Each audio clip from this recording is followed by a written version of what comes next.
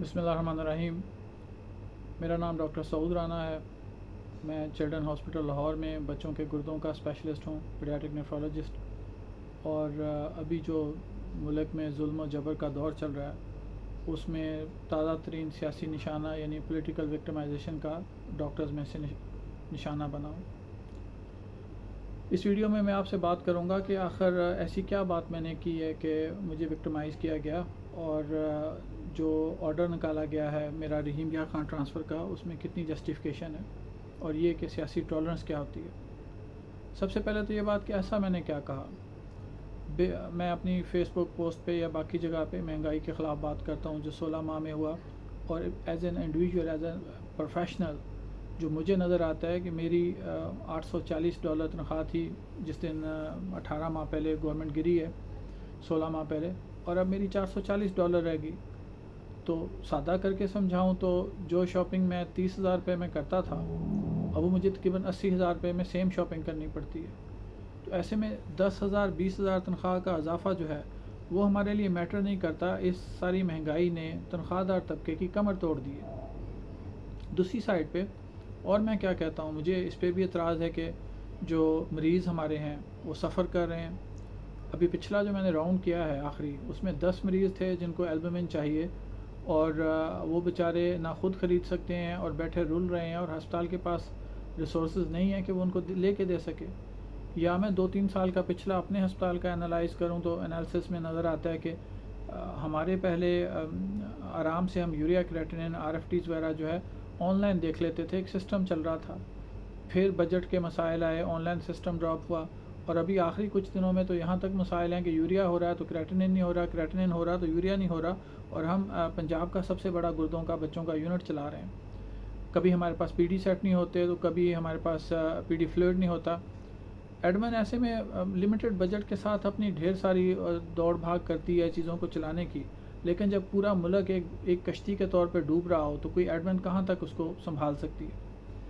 अच्छा, आप कहेंगे कि जनाब जब पूरा मुल्क डूब रहा है तो मुझे अपने डूबने पे या अपने मरीज़ों और अपनी वार्ड के डूबने पे क्या एतराज़ है, क्यों शोर कर रहा हूँ। नहीं, पूरा मुल्क नहीं डूब रहा। ऐसे में आप देखें जो जियो या ARY को ईयर ऑन ईयर इश्तिहारात की मद में मेरे पैसों में से, मेरे टैक्स के पैसों में से दिया गया पैसा, क्या वो इस साल कम हुआ? नहीं, वो तो बढ़ा है।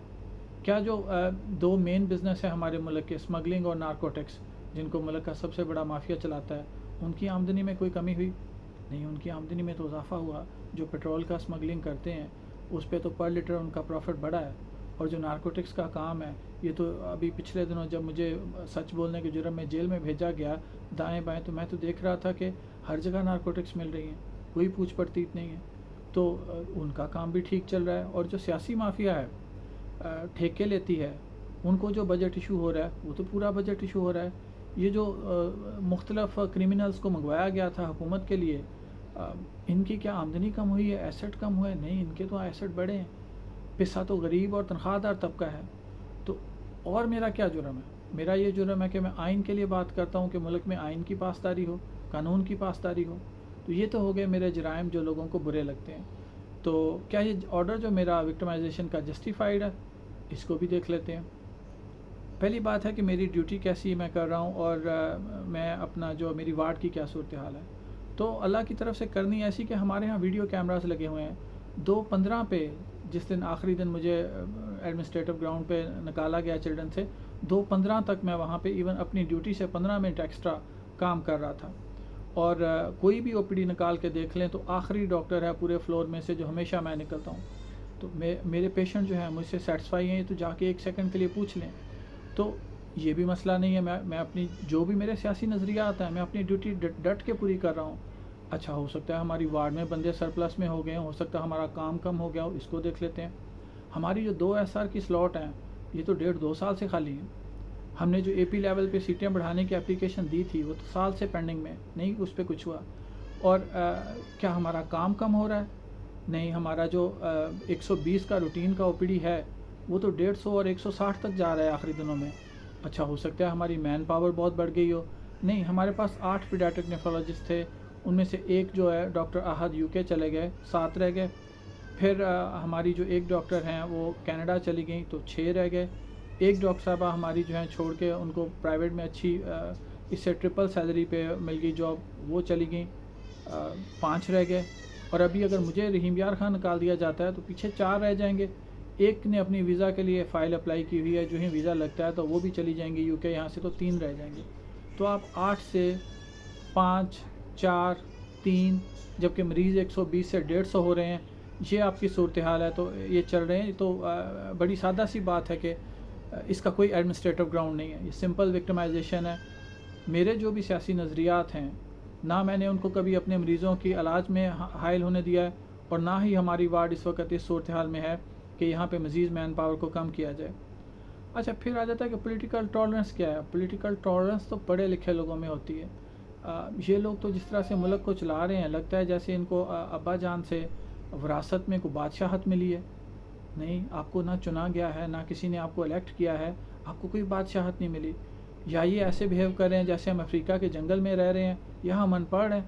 ایک پڑھا لکھا کیسے ٹالریٹ کرتا ہے؟ میرا دوست ہے ڈاکٹر شہرام، ان کے ساتھ بڑی اچھی تعلق ہے۔ جب بھی میں جاتا ہوں تو وہ مجھے چائے پلاتے ہیں، اور ساتھ میں میرے جو سیاسی نظریات ہیں وہ کہتے ہیں کہ نہیں تم غلط سوچ رہے ہو، PTI کے وہ خلاف ہیں، لیکن ہم ہمیشہ اکٹھے بیٹھ کے چائے پیتے ہیں۔ یا میرے پاس آج کل ڈاکٹر احمد رانا آ رہے تھے، تو وہ بھی PTI کو پسند نہیں کرتے، لیکن میں ہمیشہ ان کو اپنے ہاتھ سے چائے بنا کے بھیجتا ہوں، پلا کے بھیجتا ہوں۔ دا پوائنٹ از کہ ایک جنگلی جانور میں اور ایک پڑھے لکھے میں فرق ہے، آپ کی ایک نظریاتی ٹالرنس ہوتی ہے۔ اچھا چلیں، یہ ساری بات تو ہو گئی، میں نے بتا دیا کہ کیوں وکٹمائز کیا جا رہا ہے، میں نے بتا دیا کہ یہ کتنا جسٹیفائڈ ہے، کوئی جسٹیفائڈ نہیں ہے۔ تو اب ایز اے ڈاکٹر کمیونٹی ہماری ریڈ لائن کیا ہے؟ میں سمجھتا ہوں کہ ایک ڈاکٹر، ایک ٹیچر، کوئی بھی ایک پروفیشنل جو سر جھکا کے ایمانداری سے ملک میں کام کر رہا ہے، اس کا کوئی فیوچر نہیں ہے، اس کے بچوں کا کوئی فیوچر نہیں ہے، کیونکہ آپ کا حال ایک ایسی مرغی جیسا ہے جو روز ایک انڈا دیتی ہے، لیکن شام کو وہی انڈا چوہا کھا جاتا ہے۔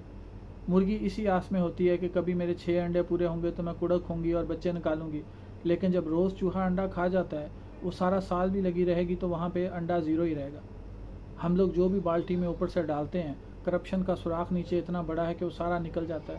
یہی وجہ ہے کہ پچھلے میں اسی چلڈرن ہسپتال میں 12 سال سے کام کر رہا ہوں، میں نے تو ہر چیز کو تباہ ہوتے دیکھا ہے 12 سال میں۔ تو پھر یہ کہ اگر ہم اس کو مان لیں کہ جناب ٹھیک ہے ایک ڈاکٹر کے ساتھ ہو رہا ہے، مجھے کیا فرق پڑتا ہے، تو یہاں پہ تو مجھے وہ کہانی یاد آ جاتی ہے کہ جب ایک بندہ، وہ شاید جرمنی سے ریلیٹڈ لطیفہ ٹائپ کہانی ہے، کہ وہ کہتا ہے کہ جب وہ میرے ہمسائے کو پکڑنے آئے تو میں نے کہا وہ کمیونسٹ ہے، میں تو کمیونسٹ نہیں ہوں۔ پھر وہ میرے دوسرے ہمسائے کو پکڑنے آئے تو میں نے کہا وہ تو کالا ہے، میں تو کالا نہیں ہوں۔ پھر وہ میرے تیسرے ہمسائے کو پکڑنے آئے تو میں نے کہا کہ وہ تو یہودی ہے، میں تو یہودی نہیں ہوں۔ کہتا آخر ایک دن وہ مجھے پکڑنے آئے تو اس دن گلی میں کوئی بھی نہیں تھا جو مجھے بچا سکے۔ یہ جو جبر ہے، یہ ہمارے بچوں کا مستقبل کھا جائے گا۔ یہ لوگ قرضہ لے رہے ہیں، اس پیسے کو باہر ٹرانسفر کر رہے ہیں، وہ آپ کے اور میرے بچے جب پیدا ہوں گے، مقروض پیدا ہوں گے۔ ان کا جب بچہ پیدا ہوتا ہے تو یہ کہتے ہیں اگلا CM آیا، اگلا PM آیا۔ ہمارا جب بچہ پیدا ہوتا ہے تو یہ کہتے ہیں کہ یہ اگلا مقروض آیا۔ اور پھر اینڈ میں یہ بات اگر ہم قابل برداشت کر لیں گے تو میں آپ کو کھل کے کہہ دوں کہ سب کے لیے تباہی ہے۔ ڈاکٹرز کمیونٹی پہ انہوں نے اب ٹک لگا دیا ہے، اگر ہم اس کو یہاں پہ رجسٹ نہیں کریں گے تو ہم لوگوں کا کوئی فیوچر نہیں ہے۔ اینڈ پہ جو یہ سارا کرنے والے ہیں ان کے لیے میرا بس ایک لائن میں میسج ہے، آپ رازق نہیں ہیں، آپ رازق نہیں ہیں۔ آپ سے جو ہوتا کر لیں، آپ 3 چیزیں نہ مجھ سے چھین پائیں گے، نہ کسی بھی اور بندے سے چھین پائیں گے۔ آپ جان نہیں لے سکتے، آپ رزق نہیں چھین سکتے، اور آپ عزت نہیں چھین سکتے۔ اور یہی جو رزق تو آپ حرام کا کھا سکتے ہیں آپ کے لیے، جان آپ کی جتنی لکھی ہے وہ اللہ نے لکھی ہے، لیکن ایک چیز جو آپ کو سمجھ نہیں آ رہی، آپ کی کوئی عزت نہیں ہے۔ آپ 5ویں کلاس کے بچوں میں بھی بیٹھ کے بغیر اسلحے کے بات نہیں کر سکتے۔ اللہ رازق ہے، اللہ پہ میں ساری بات چھوڑتا ہوں۔ السلام علیکم۔